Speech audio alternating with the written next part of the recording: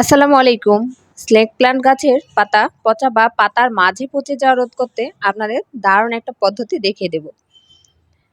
আমি প্রথমে গাছের গোড়ার মাটিগুলো ভালোভাবে একটি চাকুর সাহায্যে ঝুরঝুরে করে নিয়েছি বা আলগা করে নিয়েছি। এবারে গাছের যে পাতাগুলো আক্রমণের শিকার হয়েছিল সেই পাতাগুলো ছোট ছোট করে কেটে নিলাম। স্নেক প্লান্ট গাছের কিন্তু অনেক উপকারিতা। এটা আমাদের বায়ু পরিশোধন করে এবং পরিবেশে অক্সিজেনের মাত্রা বাড়ায়। আমার 2 রকম স্নেক প্লান্ট আছে। এই ছোটটাও আমি সুন্দর করে কেটে নিলাম। এই টবটার মাটিও আলগা করে নিয়েছি। এবারে আমি যেটা করব, এখানে 2টা কলার খোসা নিয়েছি, 4টা ডিমের খোসা নিয়েছি আর নিয়েছি 1 কাপের মতো চা পাতি। ভালোভাবে ব্লেন্ড করে নিয়েছি।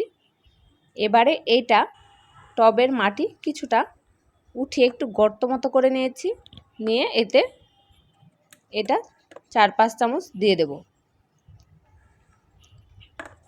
দেয়া হয়ে গেলে আমি মাটিটা সুন্দর করে উপর থেকে চাপিয়ে দেব।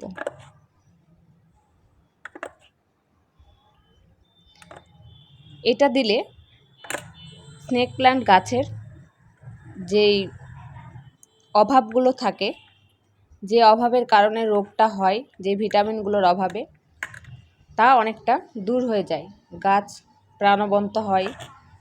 আমি আরেকটা গাছও ঠিক একইভাবে দিয়ে নিলাম। স্নেক প্লান্ট কিন্তু ইনডোর প্লান্ট, তবে 10-12 দিনে একবার করে রোদ্রে দিতে হয়।